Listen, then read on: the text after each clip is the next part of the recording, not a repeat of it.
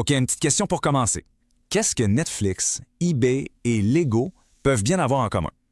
Quand on y pense à première vue, pas grand-chose, hein? On parle de streaming de films, d'un géant de la vente en ligne, puis de briques en plastique. Alors, c'est quoi le lien? Eh bien, la réponse, et c'est là que ça devient vraiment intéressant, ça n'a rien à voir avec ce qu'elles vendent.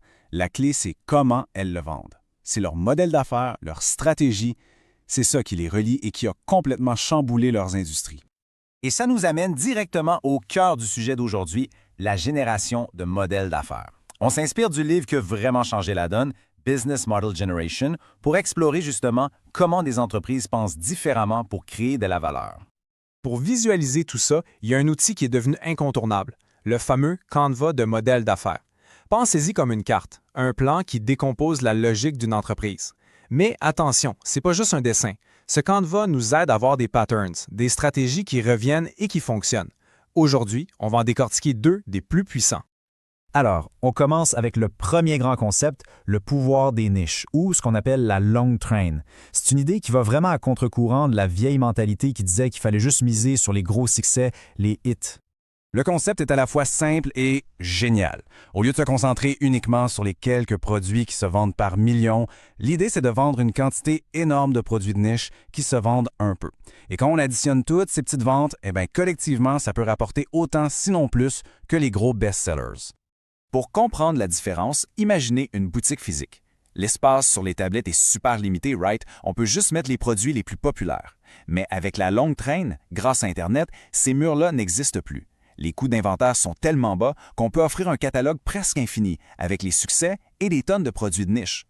Mais comment on en est arrivé là? Qu'est-ce qui a rendu ça possible? C'est comme une tempête parfaite de trois grands changements. D'abord, la démocratisation des outils. Ça coûte pas mal moins cher qu'avant de créer du contenu. Ensuite, la démocratisation de la distribution. Avec le web, n'importe qui peut atteindre un marché mondial. Et enfin, la recherche est devenue super efficace, ce qui permet aux gens de trouver exactement la petite perle rare qu'ils cherchent.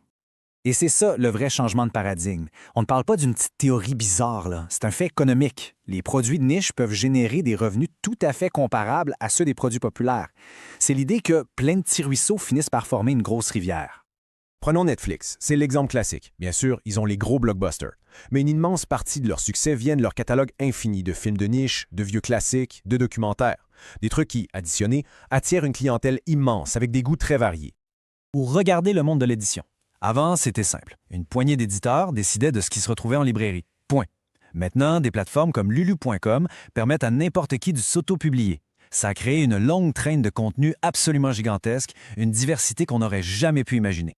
OK, changeons de décor. On passe à notre deuxième modèle d'affaires super puissant. Celui-là, il ne s'agit pas de vendre des produits, mais plutôt de connecter des mondes différents. C'est la magie des plateformes multifaces. Une plateforme multiface, c'est quoi au juste? C'est un modèle qui crée de la valeur en rassemblant au moins deux groupes de clients différents, mais qui dépendent l'un de l'autre. Pensez à un entremetteur, un matchmaker. Sa job, c'est de faire en sorte que ces groupes se rencontrent. Mais ça amène un problème. Un problème qui vaut des milliards, celui de l'œuf et de la poule. Comment on fait pour commencer? Les utilisateurs ne viendront pas s'il n'y a rien à voir et les créateurs ne viendront pas s'il n'y a personne pour les voir. C'est le dilemme classique.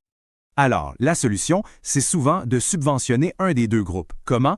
En lui offrant le service ou le produit complètement gratuitement. L'idée, c'est d'attirer une masse critique d'un côté pour que l'autre côté, celui qui paie, soit intéressé à venir. Et ce modèle-là, il est partout. Pensez à Google. La recherche est gratuite pour nous, les utilisateurs. Pourquoi? Parce que le vrai client, c'est l'annonceur qui paie pour notre attention.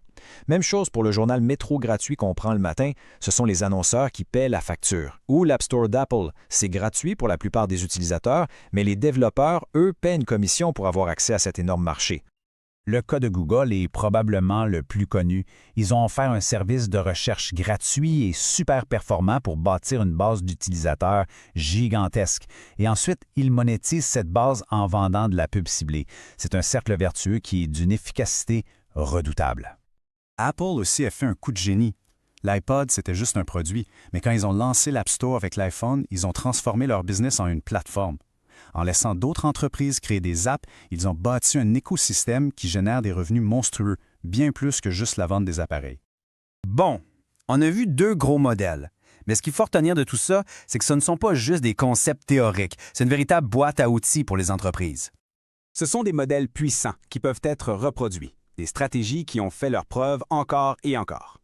Ce sont les plans qui ont servi à construire plusieurs des entreprises les plus importantes de notre temps. Et c'est là qu'on revient au Canva du début. Le but, c'est de commencer à voir les affaires comme un jeu de construction. On peut concevoir, tester et bâtir de toutes nouvelles façons de faire les choses. On peut déconstruire ce qui existe pour le réinventer. Alors, pour conclure, la question à se poser est la suivante. Lequel de ces modèles pourrait transformer une industrie qu'on connaît? Est-ce qu'il y a une longue traîne qui attend d'être exploitée ou des groupes qui n'attendent que d'être connectés par une plateforme? Parce que c'est souvent en posant ces questions-là que la vraie innovation se met en marche.